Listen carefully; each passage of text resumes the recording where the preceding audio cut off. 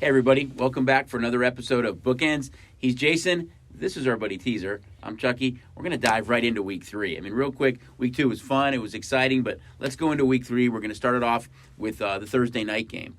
Before we touch on that game, though, they're a big favorite in this game, a road team, Carolina.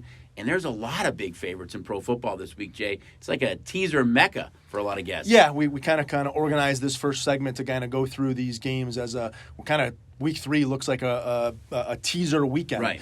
We've got a lot of games that are sitting with touchdown favorites, a couple 8-point favorites, even the Broncos as a 10-point favorite. And what happens when you get these teams that are 7 to 10-point favorites, our guests love to tease them down to kind of that half-point or 1-point favorites. Below 3 usually. Yeah, looking for kind of that. It's a money line, but a teaser. Just win the game. When we talk about teasers, obviously we offer 6, 6.5, and 7-point teasers. And so what that means is when you have a touchdown favorite or 7-point favorite and you tease them by 6 points, they become a 1-point favorite. You hook that up to a bunch of other games and you've built yourself a teaser. And teasers also work going the other way. So if you have a 7-point underdog and I tease it by 6 points, I can make that team plus 13 points. So it really works out into taking when you have these games that are 7. Teaser, you can tease them up to 14 where you're asking the opponent to have to beat them by more than 2 touchdowns. Yeah, so you're taking your favorites, bringing them down to a pick, and you're taking your underdogs and bringing them to plus 14. So you've got a lot of points to work with there, and so that's why we say this is a teaser weekend based on the way the spreads are. You are laying a little bit more juice on those bets, though. Yeah, it's essentially a parlay that mixed into a teaser, and you're going to get paid a little bit less, but you're obviously getting those bonus points, and our guests really love the teaser play. Yep, I think especially these early games this week, almost all of them are kind of a touchdown favorite or greater. Looking at the Thursday night game, Carolina and Houston, Carolina's been one of the bigger surprises. They're 2-0. Sam Darnold's played well. They actually lead the NFL in sacks with 10 sacks and quarterback hits or quarterback pressures with 21, and they're going up against a rookie quarterback in Davis Mills. He is at home, came in last week when Taylor got hurt. His second pass, interception. He's going up against a really good, young, aggressive Carolina defense. About 75% of the tickets so far are on the Carolina Panthers. Yeah, a lot of money on Carolina and no surprise why after they win their first 2 games at home. I do have a little caution here, though. I think that this is a unique spot for Houston. Houston hasn't played too bad. Obviously beat Jacksonville up and then was a competitive game against the Browns. Carolina played both games at home, beat the Jets, but didn't blow the Jets out of the water, and then they absolutely destroyed the Saints last week. However, the Saints were coming off their big win over the Packers and haven't been home in quite some time. They're playing outside and practicing outside of New Orleans. So Carolina making their first trip on the road. I think that this could be a unique spot for Houston, but the public has said otherwise as they continue to support the Panthers in this spot. I think with the Texans, you have to ultimately kind of wonder what's going to happen with Deshaun Watson. He is healthy, but they're going with Davis Mills in this spot. Is he somebody with all the quarterbacks that are injured? I know we'll touch on that in another segment, but you've got at least 4 or 5 starting quarterbacks that aren't in this week. Does he become a trade candidate for somebody? Is he eligible to play if that happens? But going to the games on Sunday, one of the highest ticket counts for any games, it's on the Arizona Cardinals against the Jacksonville Jaguars. Arizona, 91% of the tickets are on the Arizona Cardinals. They've been darlings for the bettors for 2 weeks in a row now. Week 1, they were heavily bet against in Tennessee, which was really good for us. They win the game outright. Week 2, everybody bet Arizona against Minnesota. Minnesota got the cover, almost a win at the end of the game, but that was a good game for us too. But they really like this Arizona Cardinal team with Kyler Murray. They can score with anybody in the league. They're going up against the Jacksonville team right now that has really struggled offensively. Yeah, and I think Jacksonville, we're going to see this each and every week. They're going to be a bet against until they can prove themselves otherwise. Obviously get beat up against Denver last week and struggled in week 1 as well. So you've got to... From an offensive standpoint, Jacksonville, they have no carries for any running back inside the 20. It shows you how far they're behind pretty early in those games. Yeah, and the Cardinals haven't allowed a rushing touchdown this year, and they played Derrick Henry and Dalvin Cook and haven't allowed a rushing touchdown. So Kyler Murray, James Robinson out of your fantasy lineup this week. Kyler Murray's got this offense really going. They're a dynamic offense, and so Jacksonville is really going to have to stand on their head here to be able to somehow stop this Cardinal offense and to be able to put some points on the board against that defense. And again, getting back to the teaser comment, this is an Arizona team that is above a touchdown favorite. Another game is Baltimore and Detroit. Same same kind of thing you're looking at here. A road team above a touchdown favorite. Baltimore comes off that huge win. I think kind of a must-win Sunday night when they're able to beat the Kansas City Chiefs. They play a Detroit team that hung around a little bit with Green Bay, at least for a half, before they let us down. But Baltimore's a big favorite in that game as well. Yeah, Lamar Jackson, as this team with these young running backs, and they get their receivers back, and that offense gets ready to go. We talked about them having a really, really good secondary that the Raiders, were kind of able to have a good week one against, but they played well enough to beat the Chiefs in a surprising spot. I think one of the things for Detroit is just this team's going to play hard. That you can see that they're not going to quit. They had that fight against the Niners in week one. They showed the fight against the Packers in week two on the road. It's just a matter of, do they have the skill level, and they can't turn the ball over. They were in that game until a bad fumble in their own territory, and then Green Bay was able to kind of run them out from there. Yeah, I wasn't overly impressed with Green Bay. I know Rodgers kind of said everybody back down, we're fine. But you beat a team that you're expected to beat. You're almost a 2-touchdown favorite. You're at home in that game. You're supposed to beat Detroit. I think the big key will be when they travel to San Francisco this week. Another game is the Washington football team at Buffalo. Another big favorite, home team this time in Buffalo. But you think about Buffalo, week one, big favorite, almost a touchdown against Pittsburgh. They get beat outright in that game. They demolish Miami in week two. They're back home. They're going to look to have an impressive performance here. This Washington football team's got some talent. Taylor Heineke played well in that game against the Giants, had a costly turnover, but also had some big touchdown passes. This is a game I think will be heavily teased because it's Buffalo at home, especially after losing their first game. Yeah, not gonna have that chance to lose two home games. And it hasn't been the Josh Allen Stefan Diggs show the way we expected it. This past week, it was Singletary and Moss putting up combined 4 touchdowns between the two of them. So they got that running game going. We'll see what happens with Washington. Washington gets a little bit of the extra rest from playing on Thursday night, a little bit of time to prepare and get Heineke ready to go. And Washington still has a playoff caliber defense. So if they can get to Allen and slow things down, maybe they can stay in this game. Yeah, I'm not ready to hit the panic button with Josh Allen yet, but last year he was one of the highest percentages, completion percentages for passes over 20 yards. He's in the bottom 5 this year through 2 weeks. I know it was against Pittsburgh and it was against Miami, 2 good defenses, but that long ball just hasn't been there for Buffalo. They get that on track. I think they'll be fine. Another game, Chicago against Cleveland.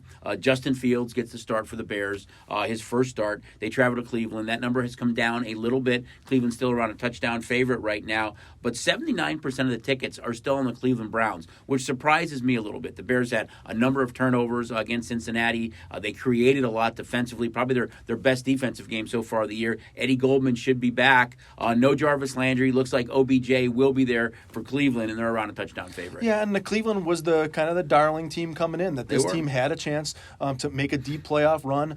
They put up a great week one against the Chiefs and kind of lost that game late, but had a chance to win that game. And then, didn't blow the Texans out, but did what they had to do, get the offense going. And when you've got Chubb and Hunt, as long as Baker Mayfield can manage the game, they should be in a good spot here. The Bears are going to have a hard time scoring on this defense, especially with the rookie quarterback. We've seen, I think we're 0-16, 0-17 on first-round quarterbacks that make their appearance. All the rookie quarterbacks, when they started their first game this year, they lost their first time out. So this is a tough spot for Fields to have to make a road trip here. But I know the Bears fans are excited about it. I think when Andy Dalton went down, maybe there was a couple of cheers in the background. But this is what the shot that they were looking for. So if Fields can do something here and play well here, maybe the Bears can stay in it. But this is still a very, very good Cleveland team. I think the interesting part is if Eddie Goldman is back, it really helps that front with the Bears. And if Chubb and Hunt can't run, I think really a lot falls on Baker Mayfield's shoulders without Jarvis Landry and an OBJ that's been out for about a year now. Yeah, and the Bears,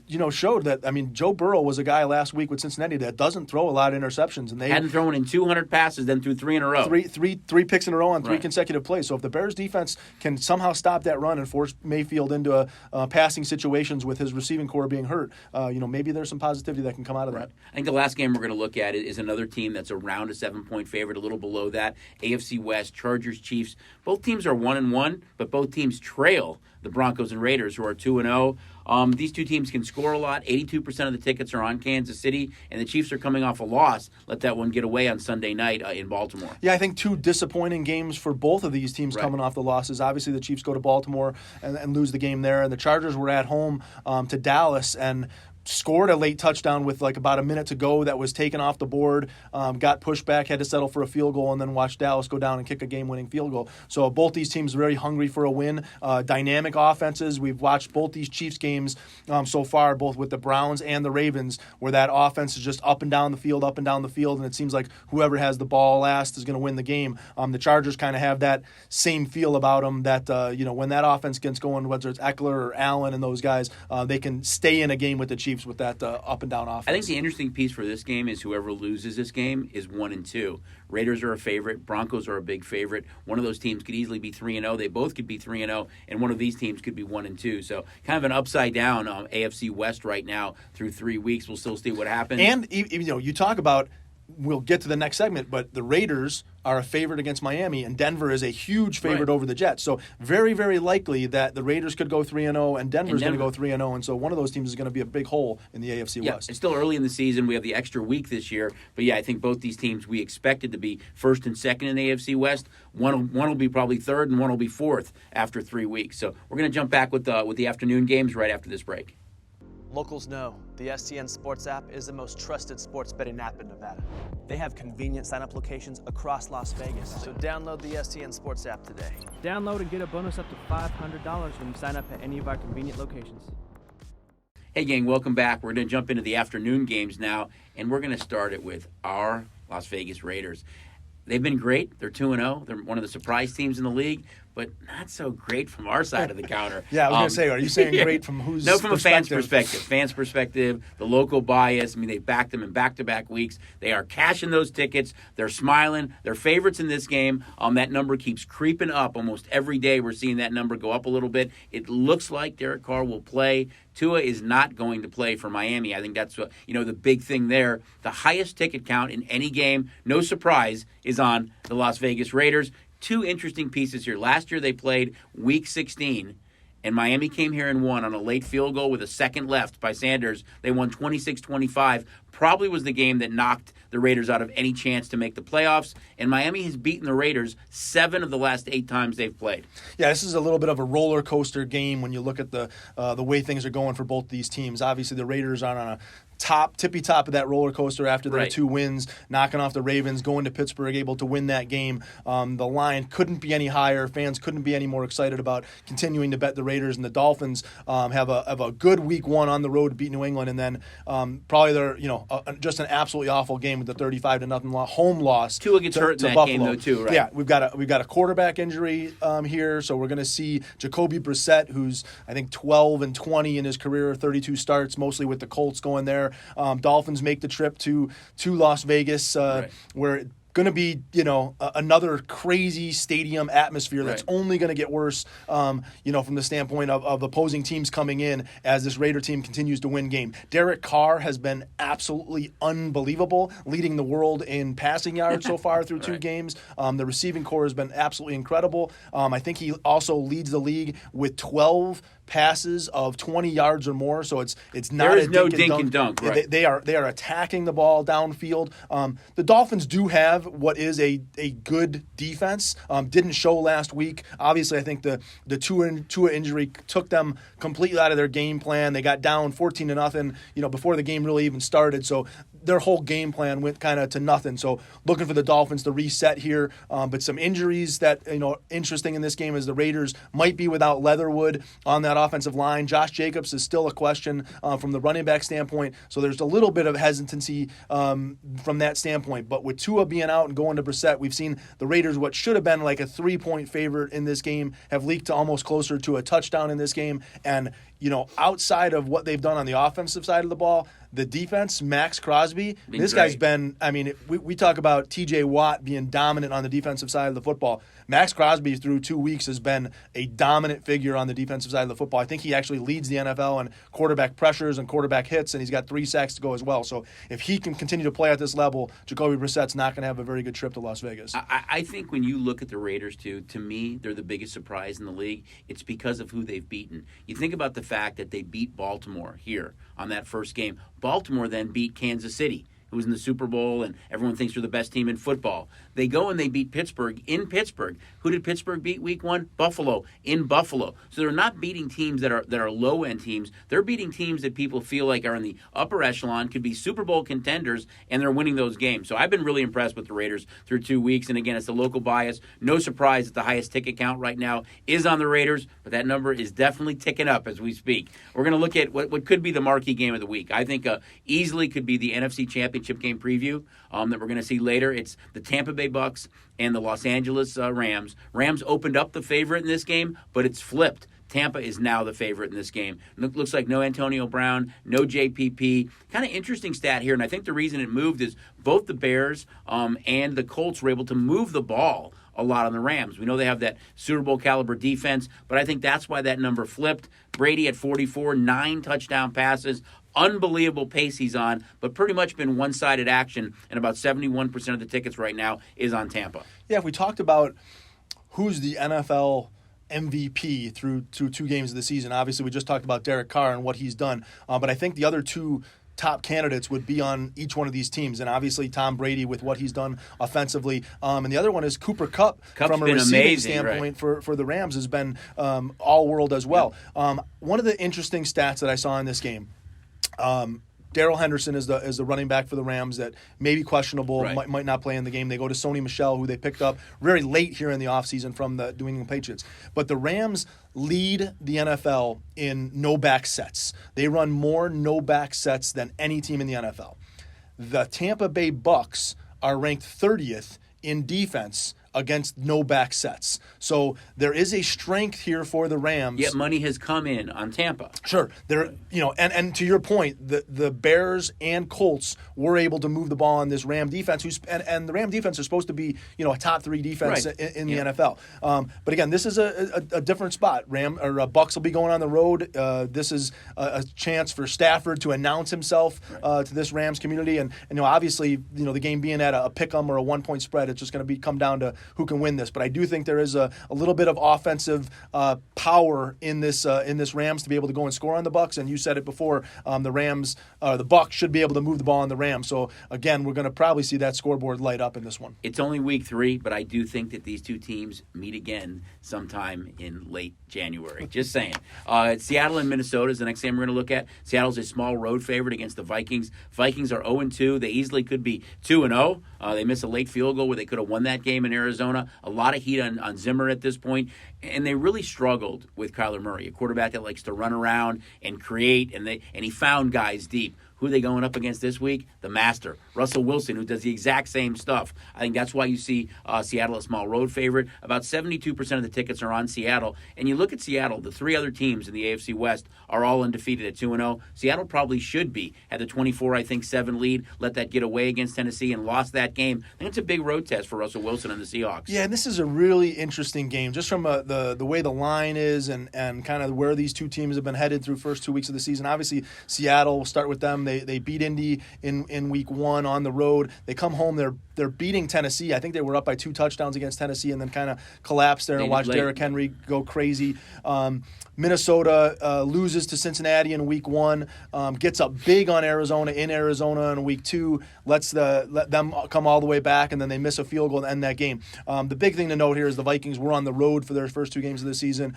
This is a different Minnesota Viking team when they get back home. Right. Kirk Cousins seems to have a whole nother level when they play at home. Obviously, Dalvin Cook is very much a replica of Derrick Henry, so the success that Henry had last week for the Titans to beat Seattle, look for Dalvin Cook to have that same type of success. But I think this is one of those games, again, comes down to who has the ball last and maybe a game-winning field goal. It becomes a big game, for Seattle, just because the other 3 teams are undefeated in the AFC West, that if they lose here, and depending on how the rest shakes out, they could find themselves in a little bit of an early season hole as well. Now we're going to jump in the 2 primetime games. The Sunday night game, I think we talk about Tampa and the Rams being kind of the marquee game. If that's one, this is 1A, because this is a great game. I mean, Green Bay lost the first game, got dominated by the Saints, came back and won that game at Detroit.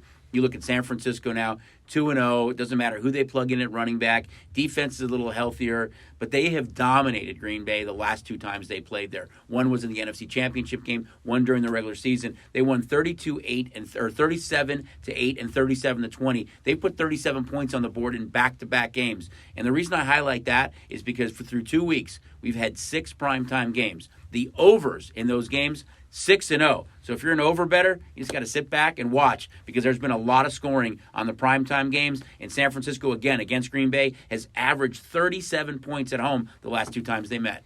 Yeah, I think both these teams are still trying to figure out exactly who they are.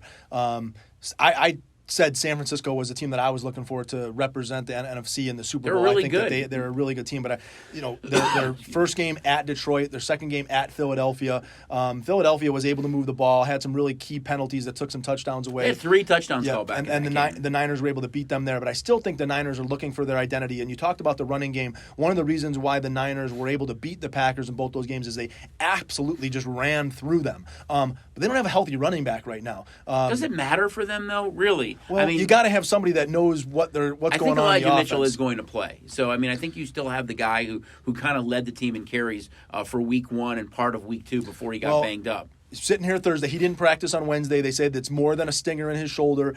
They've got Trey Sermon, the running back they get from Ohio State, who's in concussion protocol. Hasty is going to be out. He's got ankle injury, so they really don't have a lot of depth. Cannon's another guy behind there, so maybe they have to look more to a short passing game to Samuel or Kittle and that type of stuff. Kittle's been kind of invisible through 2 weeks, so they really haven't used him that much. And I think the Packers, again, through their 2 weeks, I don't really know who that team is either. I mean, they really throw an egg at New Orleans, and then I don't know that we got a good read on who they are. They beat a team they were supposed to beat, right. We watch Aaron Jones have a great game catching balls out of the backfield, but I think this is going to be a telltale sign to who these teams are moving forward. Yeah, I agree. I think it's a big game for both these 2 teams. I think more so Green Bay again, after losing against the Saints, beating a Detroit team that we touched on. You're supposed to beat. You're 2 touchdown favorites or almost 2 touchdown favorites at home. You're traveling to a spot that you haven't played well, so we'll see how they do. Let's look at the Monday night game now. Philadelphia and Dallas. Both teams are 1-1. As we touched on, Philly had 3 touchdowns called back against San Francisco. I think you make a case that Jalen Hurts has really been somewhat of a surprise through the first 2 weeks. I think he's looked more like a pro quarterback. He hasn't only run, he's been able to throw downfield. He takes a lot of shots downfield with those young receivers in Smith and Rigor. You've got Goddard at tight end, who's kind of an emerging young tight end as well. Cowboys are at home here for their first game. They started with back-to-back road games as well. Opened on that Thursday night against Tampa and got beat, and were an underdog against the Chargers in week 2, but the betting public backed the Cowboys. They got the cheddar there. They ended up winning that game. 74% of the tickets are on the Cowboys on Monday night. Yeah, and the Eagles, again, look great in week 1. I don't know if it was the Eagles looking great or just Atlanta is that bad that it made the Eagles look great, and then obviously struggled to move the ball on the Niners in week 2 at home. Still don't think that this Eagle offense is something that is going to consistently move the ball down the field. You talked about Hurts constantly looking for those downfield shots, looking for those pass interference calls. He had a 91-yard pass play in week 2. Can Sanders, can they consistently move the ball, get first down after first down? Because that's what they're going to have to do against this Cowboy team. We've seen this Cowboy team, again, in week 1 against the Bucs, be able to play right there with Tom Brady going back up and down the field, and then kind of a different game with the Chargers where it was more of a defensive battle where the teams didn't move the ball up and down the field. But the Cowboys can play it any way. I think the Cowboys are going to be one of these teams that plays to the level of their competition. They play great against the great teams, and when they have a subpar team come into town, maybe they have one of their subpar games. I don't know that they're a team that's going to consistently find a way to blow people out. So I think that Philadelphia's got a chance to stay in this game if Hurts can do something special with his legs. Yeah, I think when you look at that, their young receivers, and we touched on it with Smith and Rigor, they're a team that, depending on how everything kind of shakes out at the trade deadline, if there's a wide receiver there that they can go out and get and help Jalen Hurts, I think it makes a lot of sense. That whole NFC East, though, you're going to find, I think, the winning team ends up with like 9 wins. So being able to go into Dallas and pull off the upset, I think would be huge. But that's kind of the big slate of pro football for week 3, guys. We're going to come back. We're going to touch on some key college games, some big point spread college games for week 3, and also look at the good, the bad, and the ugly. Locals, here's how easy it is to start betting on games with the STN Sports App. They have sign-up locations across Las Vegas, so no matter where you are, you're less than 5 minutes away from getting started. So download the STN Sports App today. Download and get a bonus up to $500 when you sign up at any of our convenient locations.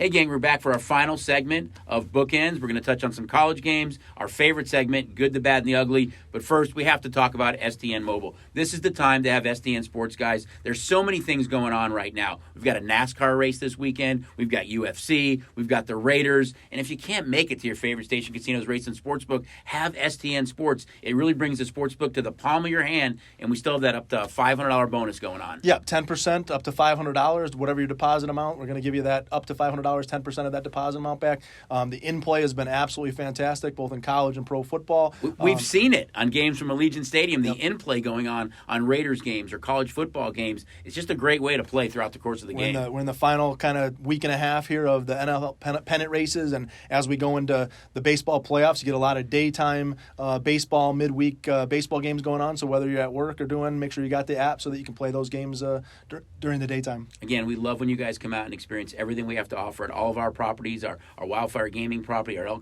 Cortez sportsbook, but it really does bring the sportsbook to the palm of your hand. We're going to touch on some big college games now, and there's not really a great slate of college games this weekend. I think, we chatted about it. The marquee game is easily going to be the Penn State game. Wisconsin, yeah. Sorry, yeah. Wisconsin, Notre Dame. Notre Dame, right. You talk about there's not those ranked matchups. Right, we have Notre Dame 10, Wisconsin number 15. They're playing in Chicago at Soldier Field. Jack Cohen, who used to be the quarterback of Wisconsin, graduate transfer, now at Notre Dame, going up against kind of his old mates there. But this is, marquee game on the schedule. Wisconsin just short of a touchdown favorite against Notre Dame. So this will be one of the great games on the schedule to look at. You've got a couple others. Strangely enough, another neutral site game where we watch Texas A&M go take on Arkansas. They're playing in Arlington at Jerry's house there. Another Clemson playing at NC State, another unique matchup, in-state rivalry, Texas Tech against Texas. So there's not they're not the marquee games going on, but there's still a lot of games that are going to be important from a conference matchup. I was thinking of the Penn State-Wisconsin game when we said that, but I think the big thing this weekend is there is so many games that you've got favorites of over 30 points or more.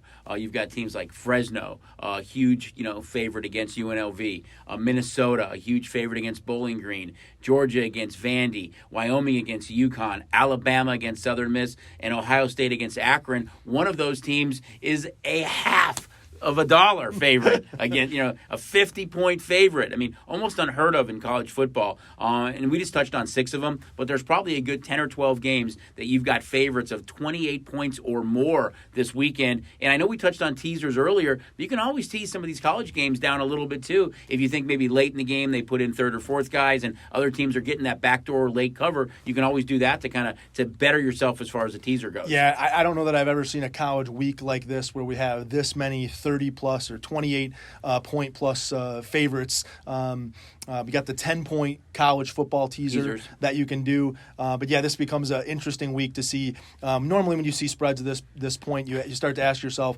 how much do they really want to win this game by? Are they looking to embarrass these teams? Are they working on something specific in their offense that they need to work on? And the favorite can normally dictate where these games go. And obviously, talk about Ohio State and Alabama want to both continue to put on those shows to make sure they're at the top. I think Georgia's in that mix too with the win against Clemson. I think you look at too is the first half in a lot of these games, worrying about where they would be late in the game, how might they want to embarrass them, or how much they want to win by. I think that first half becomes kind of a key number to look at as well. That kind of gives us the college slate. We're going to jump in now, kind of our favorite segment. I can hear that whistle, the good, the bad, and the ugly in the background. First, the good. What's the good so far? Well, I'm going to go back to baseball and talk about the St. Louis Cardinals. They've won 11 straight as we sit here today. They've really separated themselves in that NL wild card. We've got the Giants and Dodgers battling for the division. The loser of the division is going to be in the other wild card spot. But Cincinnati's now, St. Louis, the Cardinals is now 4.5 games ahead of the Reds and the Padres with not much left to go. So the Cardinals have really made this late season second half run. It's hard to believe where they were at the All-Star break. Yeah, where they are right now. I think I saw a stat as of August 1st, they had a 1% or a 2% chance to make the playoffs, and so they've just had a great run. And you get yourself in that wild card spot where it's just a one game. Wainwright can win one game with the way that they've been playing. So cheers to the Cardinals, and the bettors have really been flocking to them. We're getting money every day. In particular, this series of late here against the Brewers, where they're an underdog in each one of these games. games and have just been walking through and cashing tickets for their players. Being Cubs fans, I think the last thing we want to hear about is, yay to the Cardinals, but it is what it is.